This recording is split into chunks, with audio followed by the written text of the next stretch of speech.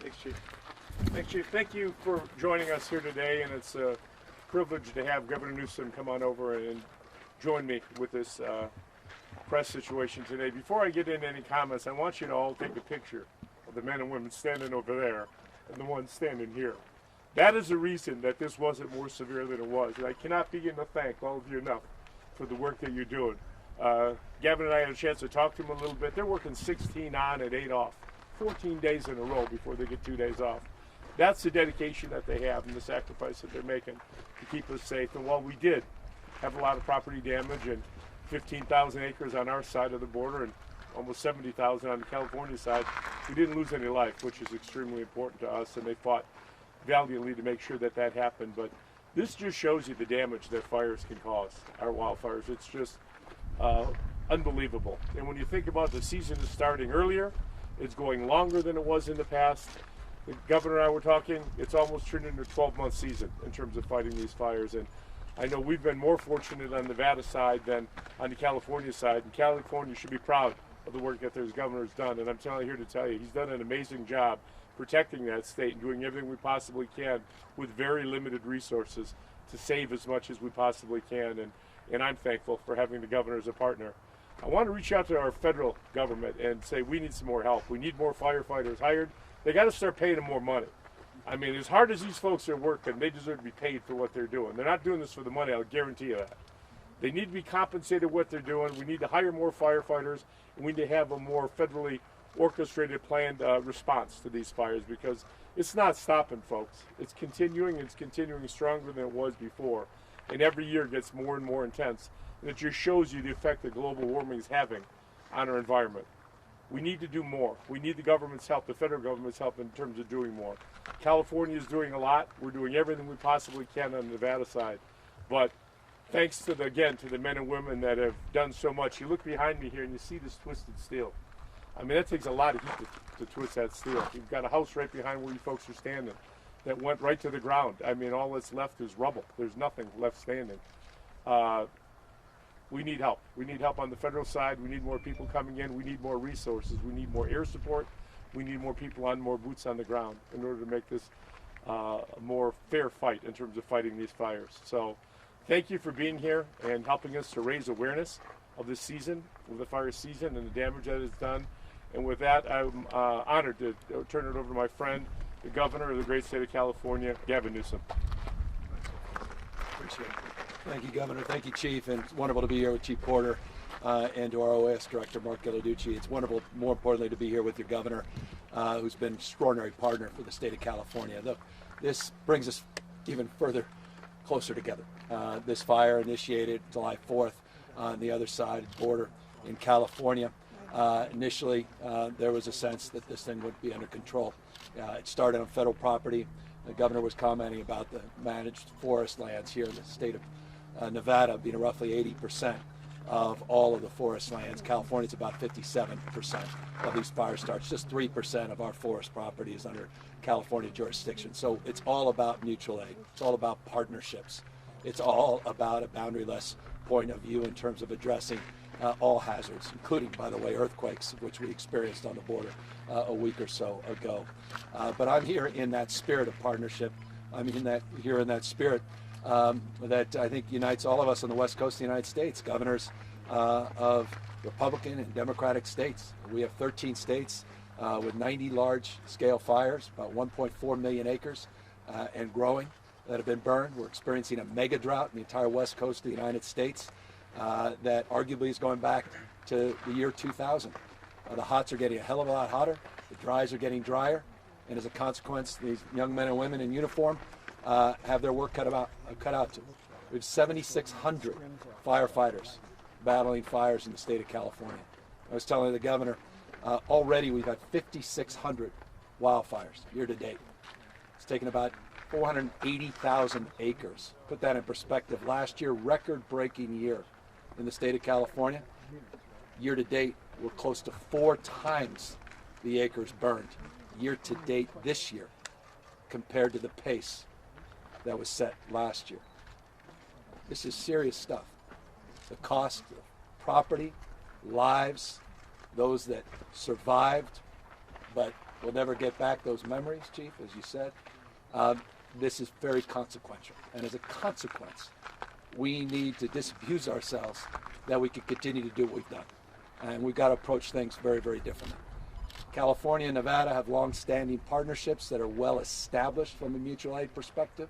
Our Interstate Compact, which proven once again successful in this operation. The Tahoe Basin Agreement, once again proving successful and important in terms of this operation. But inevitably there'll be more of these over the course of many years. And so this notion of interdependence, this notion there's no leak on your side of our boat, is again the spirit that unites all of us. And in closing, the spirit that I think defines also our urgent call for more federal support. Because at the end of the day, U.S. Forest Service is understaffed and under-resourced. Has been for years and years and years. Governor Sisolak is absolutely right. You look at the federal pay for these men and women, it's deplorable.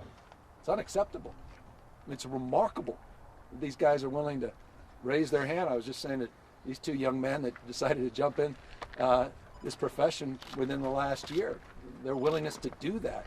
You don't see that everywhere now. I'm having a hard time retaining people, recruiting people into fire service. So it's incredibly important that we get more federal support. It's not an indictment, it's not finger pointing, and it's not novel, it's not new to the Biden administration or even the previous administration.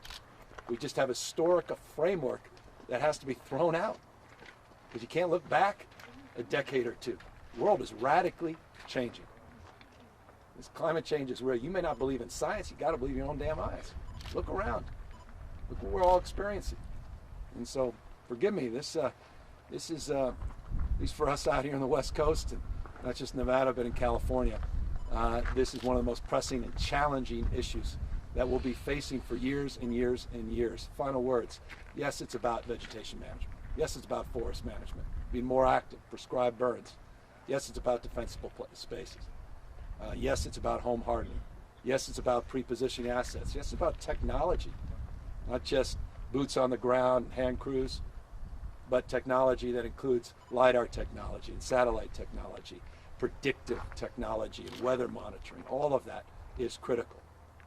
But it also requires a radically different approach to governance and building partnerships at a different level than we ever have seen before. And that's why I left California for the first time in 2 years to come here to the great state of Nevada with your extraordinary governor, because I just wanted to thank him for his leadership and for his open hand of partnership with the state of California and also supporting all the other Western state governors. We look forward to talking to the president, I think, later this week, Mr. Governor, and we'll reinforce this message to the White House as well. But the message from California is thank you to the men and women in uniform here in Nevada. Thank you to leadership in Nevada. Thank you for the excellent job here on the Tamarack Fire. 68,000 acres burned, 17 structures were either destroyed or damaged on the California side, but thankfully no lives lost. That, Governor, others are here to answer any questions. Governors, how has the federal mutual aid system operated so far this year? And I know with the action the Biden administration took about a month ago, has that helped any so far? And I'll let Governor Newsom weigh in as well. What they've done is great. They just aren't doing enough of it. And they're not doing enough because we don't have enough resources. I mean, it's a simple mathematical equation. When we've got this many hundreds of thousands of acres of land to protect, we need more bodies, and we need more air support in order to be effective at doing this. So what we've got has been great, and we could not ask more of the men and women that have been out here fighting it, but we need more. We need more resources. Yeah, and look, CAL FIRE is the largest civilian aerial attack force in the world, and it's not enough. And the governor's absolutely right. We need the federal government to procure more VLATs, as we refer to them, these very large fixed-wing airplanes, DC-10s. We need to make sure that we're building our initial attack force with the dexterity that moves beyond just large-scale VLATs to more targeted technologies that can get in at night, not just during the day and with higher winds. We need more active forest management. That's going to require years and years. It's stubborn. Decades of mismanagement, let's be honest. We got to get in there. Got to build partnerships. The state of California just developed an MOU with the federal government. It's not fully funded, though. We have an MOU to commit to doubling active forest management, but we need it funded. And so those are the specific asks the governor and I specifically made at the White House a few weeks ago, and we'll be following up with later this week. We shouldn't have to put our leadership in a position to prioritize these fires, because as the governor said, this one didn't start as that big of a situation. And unfortunately, it was prioritized down because they thought it wasn't going to be this bad. If we'd have had enough resources, we could have knocked this one out early and prevented a lot of this damage. On that note, there's been a lot of criticism from residents from Markleyville up there on the Beckworth fire about allowing some of these fires to burn in these smaller communities, rural areas, until they get out of control. What do you have to say to them? Well, I feel, the same way as I said previously about this. We shouldn't have to prioritize. We should have enough resources where we can attack all of them simultaneously. It's easy to play Monday morning quarterback and say, you should have done this, you should have done that. They made the best judgment they could at the time, but they should not be in a position where they have to allocate such very limited resources to such an incredible demand that we have to pick and choose. I couldn't agree more, and I'll just join in the chorus. Look, I'm not here to point fingers. Great reverence and respect for the U.S. Forest Service. We have an incredible partnership with them. But one of the reasons I came here is to understand more about those concerns, which at the moment, based on what I understand, I share. And so we need to be a little bit more aggressive, and we've done that privately, but you can see the governor and I are leaning a little more publicly about just raising the bar of expectation with those partners on those early suppression strategies. You can't walk away, not with this climate, not with this drought, not with these heat index, not with these heat domes over the entire west coast of the U.S. World record-breaking temperature. In the state of California, not the Middle East, world record-breaking temperature, 130 damn degrees in Palm Springs a few weeks ago. You saw what happened up north in Oregon. You saw how many people died. Over a couple hundred people died because of the heat index. I mean, this is life and death, and you can't just fight fires the way we did 20, 30, 40 years ago anymore. Does all this forest destruction change the efficacy of carbon offsets as a climate change mitigation strategy? I don't know if it changes the situation. It clearly clarifies the situation that climate change is real. It's getting, as the governor said, hotter. It's getting drier. I mean, all you need to do is look around. Anybody that's denying it, come on down and look at the house behind you here that's gone. Look at the steel that's twisted. It's real. I mean, we need to do more to get out in front of this. We need to do more. We can't affect the temperature, as quickly as we can affect water consumption. We need to be more resourceful with our water resources. We need to be more, diligent in terms of using them. Because this isn't stopping, as the governor said. It's just getting worse and worse. What he's facing, he's got 4 times what he had this last year at this time. I mean, that's unimaginable. In this drought, I was with the new FEMA director last week. One of our critical dams falls down 26% capacity. We're just in the second year of this new drought. I mean, this is serious. And so, again, forgive the language, but we just have to disabuse ourselves of the way we used to do things.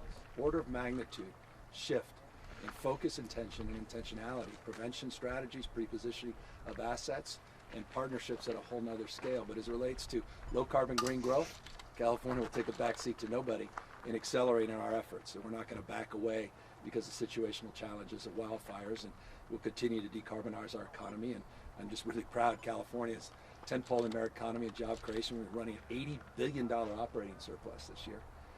And it's not despite our low carbon policies, it's because of them. We're very proud of the work we're doing, and we're doubling down.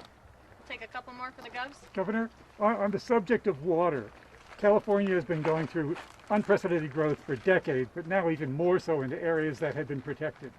But we had very, very few new reservoirs to collect water, which means that the reservoirs that we have are even lower than they should be. Is there any talk or any possibility of breaking through to create some more reservoirs for areas? I cite, for example, up in Auburn, their reservoir was built in the 70s when there were 5,000 people there.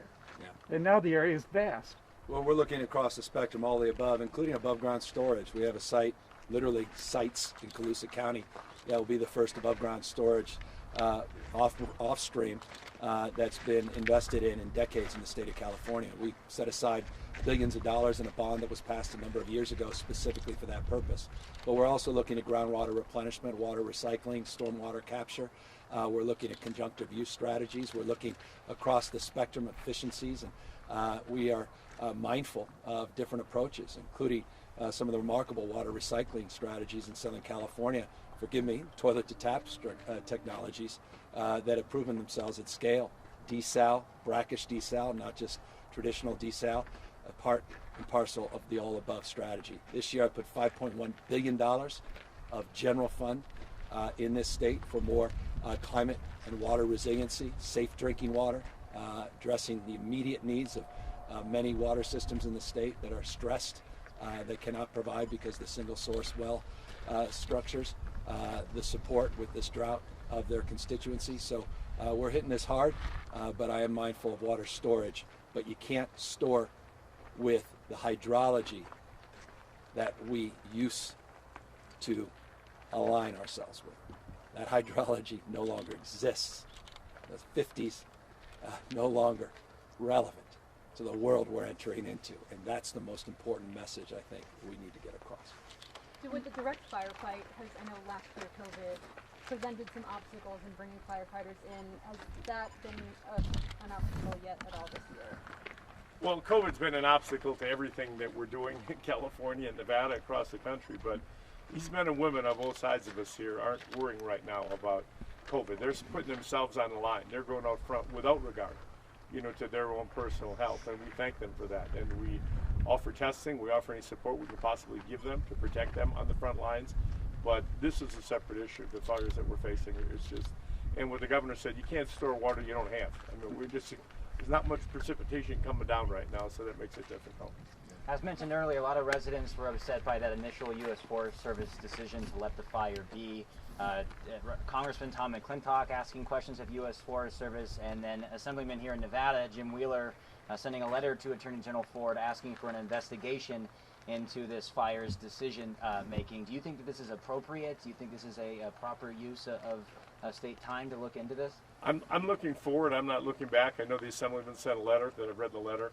I'm looking forward and thankful for the work that we've got, the cooperation, particularly with Governor Newsom and the great state of California, what they've done in terms of helping us.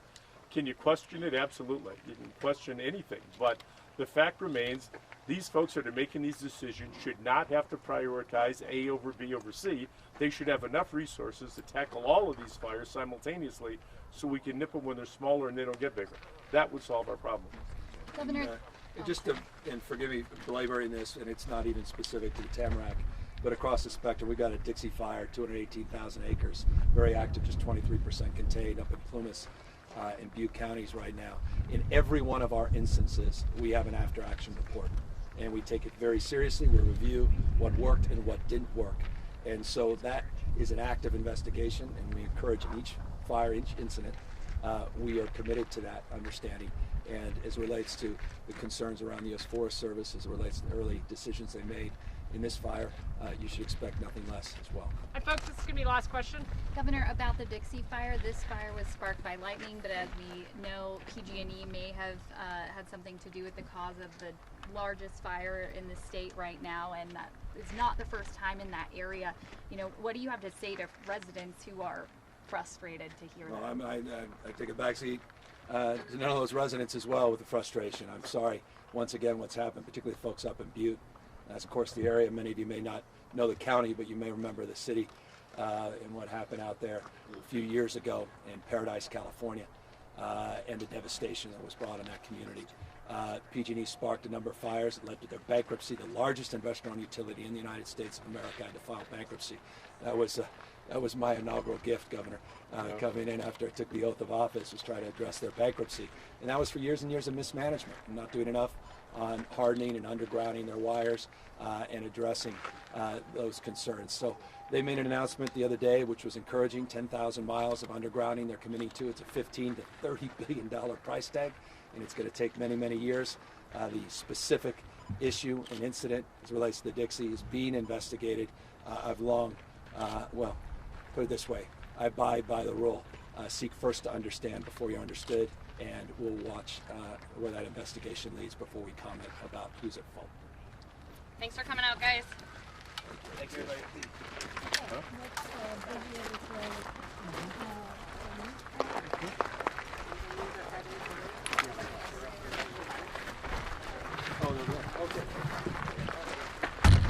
Sorry, no problem. Folks, you can capture what I asked, and you just keep overspecting. finally meet you in person. Thanks for getting the light switch from my office. When you tweeted about me having to do the little thing to turn the lights on, the next day they put the light switch. We saw talk to them for about a month before that.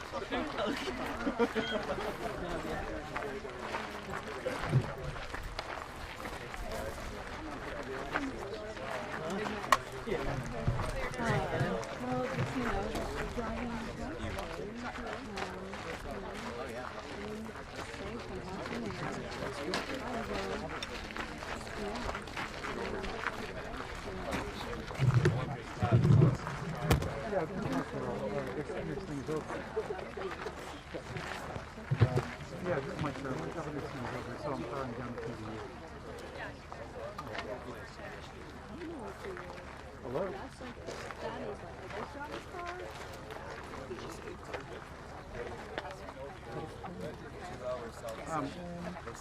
This thing? No, I've got it. I've got it break down. There you go. I can turn on a TV. Okay. All right. Yeah. I would used to work for